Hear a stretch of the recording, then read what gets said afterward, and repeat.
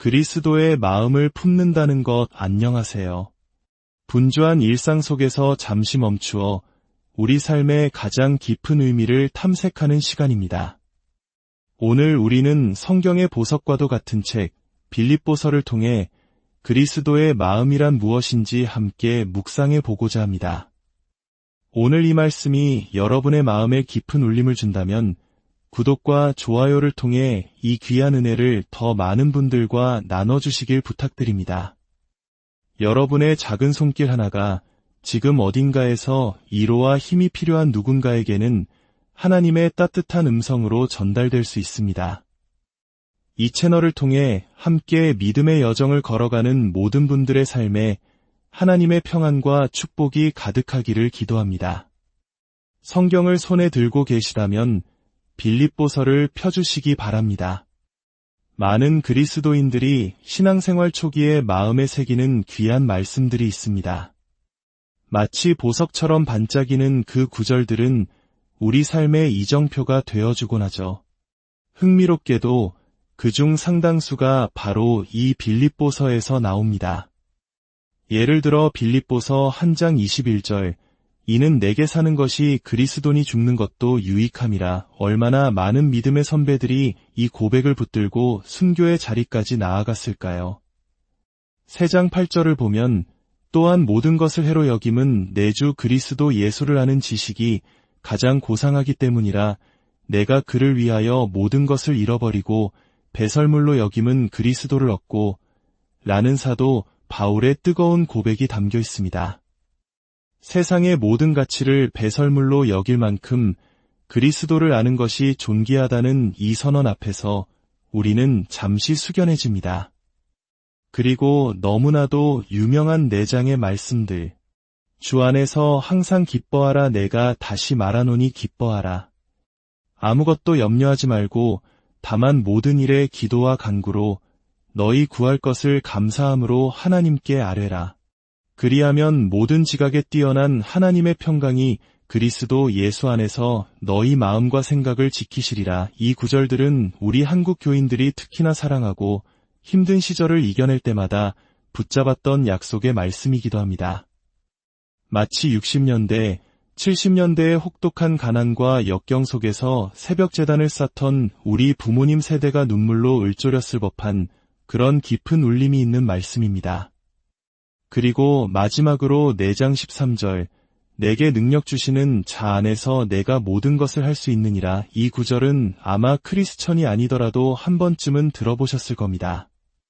이처럼 빌립보서는 주옥 같은 구절들로 가득 차 있습니다. 하지만 오늘 우리가 이 말씀들을 먼저 집어보는 이유는 단순히 유명한 구절을 나열하기 위함이 아닙니다. 이 모든 고백의 근원이 바로 그리스도의 마음에서 흘러나오기 때문입니다. 그리스도의 마음을 품는다는 것은 단순히 긍정적으로 생각하거나 착하게 살려고 노력하는 차원의 이야기가 아닙니다. 그것은 세상의 방식에 동화되지 않고 오직 하나님의 뜻을 분별하기 위해 우리의 생각과 가치관 전체가 새롭게 변화되는 것을 의미합니다. 우리의 생각의 틀 자체를 그리스도의 생각으로 바꾸는 것입니다. 혹시 여러분의 삶에 그런 분이 계십니까? 인생의 어려운 문제 앞에서 무엇을 어떻게 해야 할지 막막할 때 가장 먼저 떠오르는 사람. 세상적인 계산이나 인간적인 조언이 아니라 그 상황을 꿰뚫는 하나님의 지혜로운 말씀을 들려줄 것이라고 믿게 되는 사람. 그저 성경 구절 하나를 툭 던져주는 것이 아니라 내 상황에 꼭 맞는 살아있는 하나님의 음성을 들려주는 사람 말입니다. 바로 그런 사람이 그리스도의 마음을 품은 사람의 모델일 것입니다. 그들은 결코 자신의 신앙을 잠시 옆에 내려놓고 세상 사람들과 똑같은 방식으로 조언하지 않습니다. 예를 들어 부부관계에 심각한 갈등이 생겼다고 상상해 봅시다. 믿지 않는 친구에게 찾아가면 어떤 조언을 들을까요? 아마 너도 행복할 자격이 있어. 더 이상 참지 마와 같은 세상의 심리학이나 자기계발서에서 흔히 들을 수 있는 말을 해줄 겁니다. 심지어 신앙이 미성숙한 교인에게 가도 비슷할 수 있습니다. 하나님도 내가 불행하게 사는 걸 원치 않으실 거야 라며 영적인 언어로 포장된 육신의 소리를 들려줄지도 모릅니다. 그 말들은 당장 내 귀에 달콤하고 내 상처받은 자아를 위로해 주는 것 같습니다. 하지만 우리 마음 깊은 곳에서는 알고 있습니다. 그것이 근본적인 해결책이 아니라는 것을요. 그래서 우리는 마지못해 어쩌면 불편한 마음으로 영적으로 성숙한 그분을 찾아갑니다. 왜 불편할까요? 그분의 입에서 나올 답이 내가 듣고 싶은 답이 아닐 가능성이 높다는 것을 알기 때문입니다. 세상의 모든 소리와 반대되는 그러나 진리인 그 말씀이 때로는 우리를 아프게 찌를 것을 알기 때문입니다. 그 길이 세상의 방법보다 훨씬 더 어렵고 힘들 것이라는 것도 압니다. 왜냐하면 세상의 조언은 우리의 육신이 원하는 답을 주기 때문입니다. 육에 속한 사람들은 육의 소리를 들려줍니다. 분노에 차서 배우자를 향한 미운 마음이 가득할 때 세상은 그 분노를 정당화해주고 심지어 부추깁니다. 하지만 그리스도의 마음을 품은 사람은 다릅니다. 그들은 우리의 육신적 욕망과 충동을 따르라고 말하지 않습니다. 대신 그들은 우리를 그리스도의 마음으로 인도합니다. 오늘 우리가 나누고자 하는 이야기가 바로 이것입니다. 빌립보서 2장으로 넘어가 보겠습니다. 바울은 빌립보 교회를 향해 복음을 위한 연합을 간절히 권면하고 있습니다. 빌립보 교회는 바울의 사역을 물심양면으로 도왔던 아주 훌륭한 교회였습니다. 한 장에서 바울은 그들의 동역에 대해 기쁨으로 감사 기도를 드립니다. 하지만 그들에게도 도전이 필요한 영역이 있었으니 바로 하나됨, 즉 연합이었습니다. 연합이 무너지면 그들이 쌓아온 모든 선한 것들이 한순간에 무너질 수 있기 때문입니다. 그래서 바울은 2장 1절에서 이렇게 시작합니다. 그러므로 그리스도 안에 무슨 권면이나 사랑의 무슨 위로나 성령의 무슨 교제나 긍휼이나 자비가 있거든 이것은 수사적인 질문입니다. 당연히 그리스도 안에는 이 모든 것이 존재합니다. 우리가 그리스도인이라면 우리는 이미 그리스도 안에서 격려를 받고 사랑의 위로를 경험하며 성령 안에서 교제하고 긍휼과 자비를 누리는 사람들입니다. 이것이 바로 그리스도인의 정체성입니다. 바울은 위대한 영적 사실을 먼저 선포합니다. 그는 세상 사람들에게 도덕적인 요구를 하는 것이 아닙니다. 이미 그리스도 안에 있는 자들, 이 모든 영적 자원을 소유한 자들에게 권면하고 있는 것입니다. 여기서 아주 중요한 점을 짚고 넘어가야 합니다. 그리스도의 마음은 그리스도와 인격적인 관계없이 인생을 더 잘 살기 위한 일종의 비법이나 처세술이 아니라는 것입니다. 이것은 잠언의 지혜 몇 구절을 뽑아내서 사업 성공 비결로 삼거나 더 나은 남편, 더 좋은 아내가 되는 법을 가르치는 도덕주의와는 근본적으로 다릅니다. 도덕주의는 예수를 위대한 도덕적 스승으로 보고 그의 본을 따라 살면 더 나은 사람이 될 수 있다고 말합니다. 물론 틀린 말은 아닙니다. 그렇게 살면 도덕적으로는 더 나은 사람이 될 수 있겠죠. 하지만 그것이 복음의 전부는 아닙니다. 그것만으로는 영원한 생명을 얻을 수 없습니다. 바울은 오직 그리스도 안에 있는 자들에게 이미 이 모든 것을 선물로 받은 자들에게 말합니다. 2절, 마음을 같이하여 같은 사랑을 가지고 뜻을 합하며 한 마음을 품어 나의 기쁨을 충만하게 하라. 만약 1절의 그 모든 것들이 사실이라면 너희가 진정 그리스도 안에 있다면 이제 한 마음과 한 뜻이 되어 나의 기쁨을 완성시켜 달라는 것입니다. 이것은 단순히 바울 개인의 소망이 아닙니다. 이것은 우리 주님이신 예수 그리스도의 간절한 기도이기도 했습니다. 요한복음 17장을 보면 예수님께서 십자가를 앞두고 드리신 대제사장적 기도가 나옵니다. 20절부터 보면 예수님은 제자들뿐만 아니라 그들의 말을 통해 앞으로 믿게 될 모든 사람들, 즉 오늘날의 우리를 위해 기도하십니다. 내가 비옵는 것은 이 사람들만 위함이 아니요 또 그들의 말로 말미암아 나를 믿는 사람들도 위함이니 아버지여, 아버지께서 내 안에 내가 아버지 안에 있는 것 같이 그들도 다 하나가 되어 우리 안에 있게 하사 세상으로 아버지께서 나를 보내신 것을 믿게 하옵소서. 우리의 하나됨은 단순히 교회의 화목을 넘어 세상이 예수를 믿게 하는 증거가 된다는 것입니다. 성부와 성자가 하나이신 것처럼 우리도 그 사랑 안에서 하나가 될 때 세상은 우리를 통해 하나님의 사랑을 보게 됩니다. 이 하나됨은 피상적인 연합이 아닙니다. 이것은 성부, 성자, 성령 삼위일체 하나님의 사랑의 관계 안에서 이루어지는 신비로운 연합입니다. 창세전에 성부 하나님은 아들을 향한 사랑으로 한 무리의 백성을 아들에게 선물로 주셨습니다. 성자 예수님은 아버지를 향한 사랑으로 그 백성을 구속하기 위해 자신의 생명을 내어주셨습니다. 그리고 성령님은 성부와 성자의 사랑 그 자체로서 그 구속의 역사를 우리 각자에게 적용시켜 우리를 그리스도와 연합하게 하십니다. 이것이 바로 교회의 본질입니다. 우리는 하나님의 사랑에서 태어나 사랑으로 구원받고 사랑으로 연합된 공동체입니다. 위대한 진리를 배경으로 바울은 이제 구체적인 명령을 내립니다. 하나됨이 구체적으로 어떤 모습으로 나타나야 하는지를 보여주는 것입니다. 3절입니다.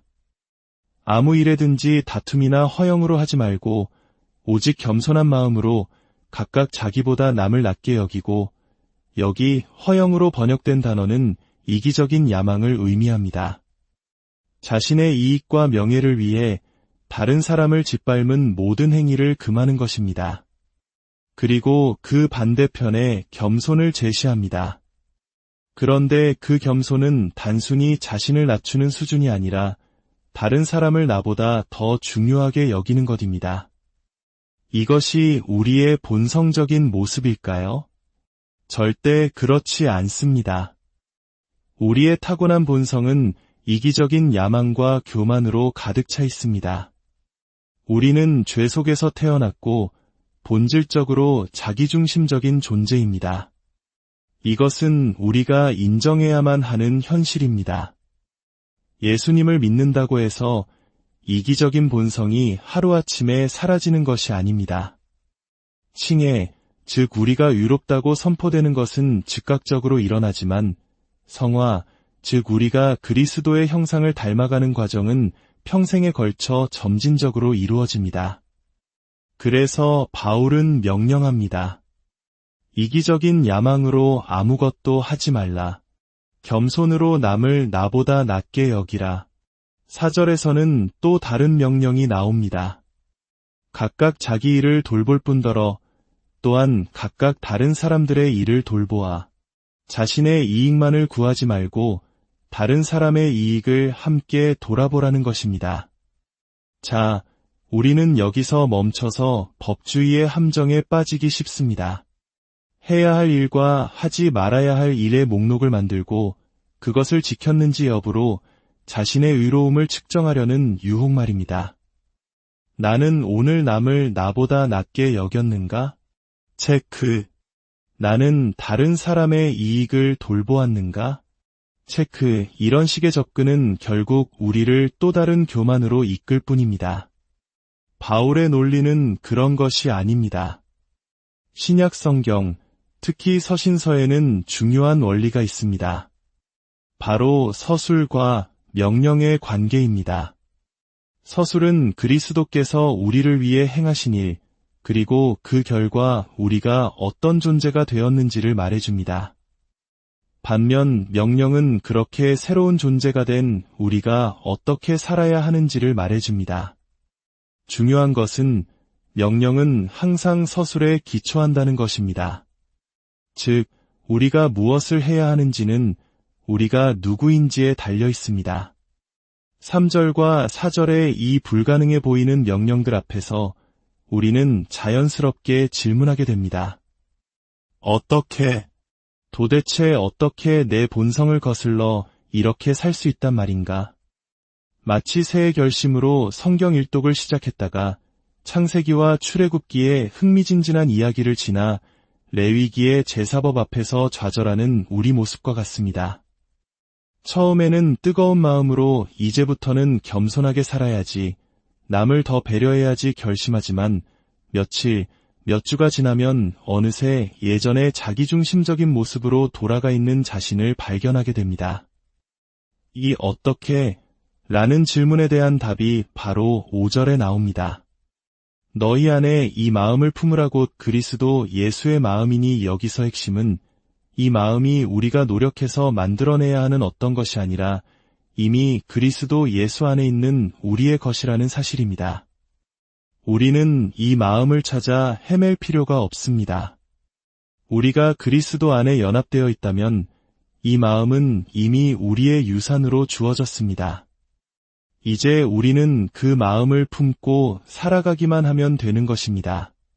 그렇다면 우리가 품어야 할 그 그리스도의 마음은 구체적으로 어떤 마음일까요? 6절부터 11절까지는 초대교회 찬송시로 알려진 위대한 케노시스 찬가가 펼쳐집니다. 이 구절들은 그리스도의 마음이 무엇인지, 그분이 우리 구원을 위해 어떤 길을 걸으셨는지를 장엄하게 보여줍니다. 6절, 그는 근본 하나님의 본체시나 하나님과 동등됨을 취할 것으로 여기지 아니하시고 이것을 이해하기 위해 우리는 먼저 예수 그리스도께서 참 하나님이심을 굳게 믿어야 합니다. 요한복음 1장은 태초에 말씀이 계시니라 이 말씀이 하나님과 함께 계셨으니 이 말씀은 곧 하나님이시니라 고 선포합니다. 예수님은 하나님과 비슷한 존재가 아니라 바로 창조주 하나님 자신입니다. 그런데 그분은 하나님과의 동등됨, 즉 신으로서의 모든 권리와 영광을 붙잡아야 할 것으로 여기지 않으셨습니다. 취할 것으로 번역된 헬라어 하르파그모스는 강탈하거나 꽉 움켜쥐는 것을 의미합니다. 예수님은 자신의 신적인 특권을 당연하게 여기거나 이기적으로 사용하지 않으셨다는 것입니다. 우리가 품어야 할 마음의 시작이 바로 여기에 있습니다. 사람들이 나를 제대로 존중해주지 않는다고 분노할 때, 내 위치와 명예가 손상되었다고 느낄 때 우리는 기억해야 합니다. 만물의 창조주이신 그리스도께서는 하나님과 동등됨조차 움켜쥐지 않으셨습니다. 7절, 오히려 자기를 비워 종의 형체를 가지사 사람들과 같이 되셨고 그분은 자신을 비우셨습니다. 무엇을 비우셨을까요? 자신의 신성을 버리신 것이 아닙니다. 그분은 여전히 완전한 하나님이셨습니다. 그분은 자신의 신적인 영광과 권리의 사용을 스스로 제한하시고 가장 낮은 자의 모습, 즉 종의 모습으로 이 땅에 오셨습니다. 왕 중의 왕이신 그분께서 화려한 왕궁이 아닌 냄새나는 짐승의 우리, 마구간에서 태어나셨습니다. 이것이 바로 그리스도의 겸손입니다. 그분의 낮아지심은 그가 인간의 몸을 입으시는 그 순간부터 시작되었습니다. 8절, 사람의 모양으로 나타나사 자기를 낮추시고 죽기까지 복종하셨으니 곧 십자가에 죽으심이라. 그분의 낮아지심은 여기서 그치지 않았습니다. 그는 죽기까지, 그것도 당시 가장 수치스럽고 저주받은 죽음의 형태였던 십자가에서 죽기까지 순종하셨습니다. 그는 자신의 지위를 붙잡지 않으셨습니다. 그는 자신의 영광을 붙잡지 않으셨습니다. 그리고 마침내 그는 자신의 생명조차 붙잡지 않으셨습니다. 자신은 아무런 죄가 없으심에도 받아야 할 이유가 없는 형벌을 대신 받으심으로 받을 자격이 없는 신부, 바로 우리를 구속하기 위해 자신의 생명을 내어놓으셨습니다. 이것이 바로 우리 안에 있는 그리스도의 마음입니다.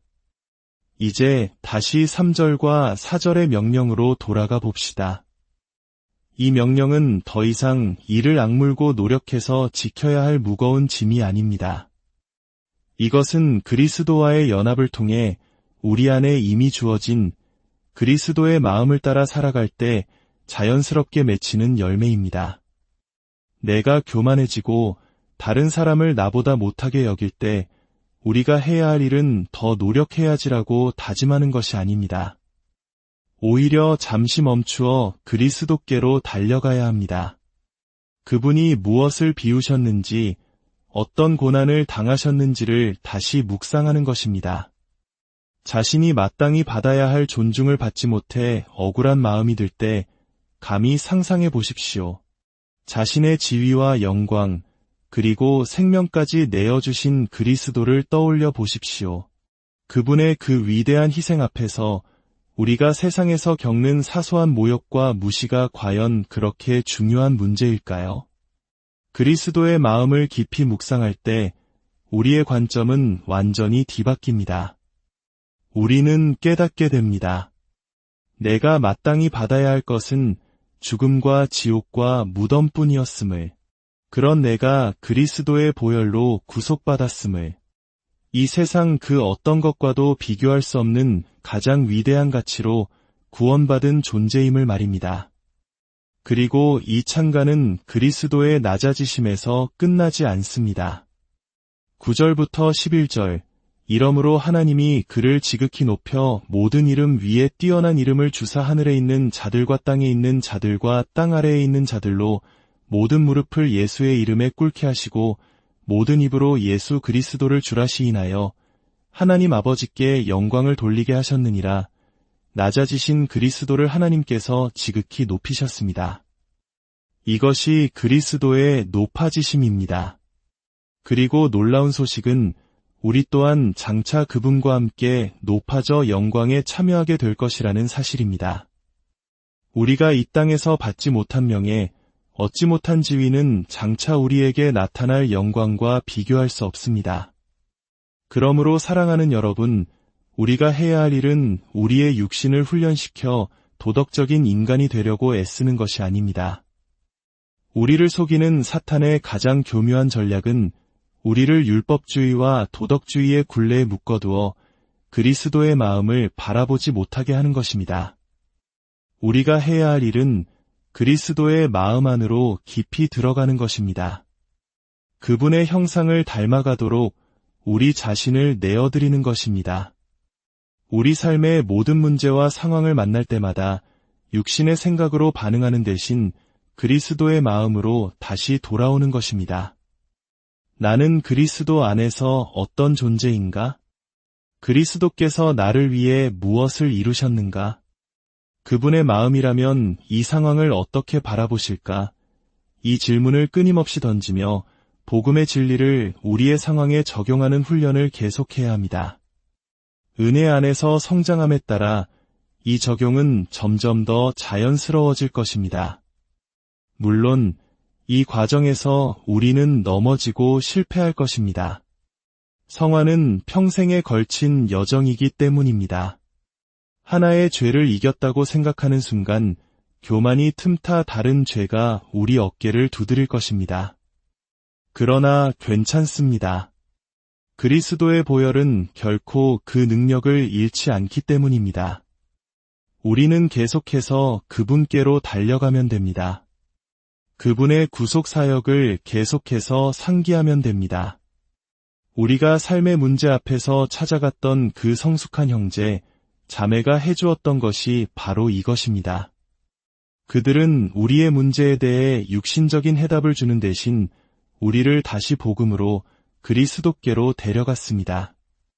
그리고 그리스도 안에서 우리가 누구이며 그분의 능력이 우리 삶의 문제에 어떻게 적용될 수 있는지를 보여주었습니다. 하나님의 은혜로 우리 모두가 이 길을 걸어가기를 소망합니다. 사랑하는 주님, 오늘 우리에게 그리스도의 마음이 무엇인지 깨닫게 하시니 감사합니다. 우리의 힘으로는 결코 이룰 수 없는 겸손과 하나됨을 주님께서는 이미 십자가의 공로로 우리에게 선물로 주셨음을 믿습니다. 이제 우리가 날마다 그 마음을 품고 살아가게 하옵소서. 세상의 가치관이 아닌 그리스도의 생각으로 세상을 바라보게 하시고 이기적인 야망이 아닌 겸손한 섬김으로 서로를 대하게 하옵소서. 이 말씀을 듣는 모든 이들의 삶 가운데 주님의 놀라운 평안과 은혜가 강물처럼 흐르게 하여 주시옵소서. 우리 주 예수 그리스도의 이름으로 기도합니다.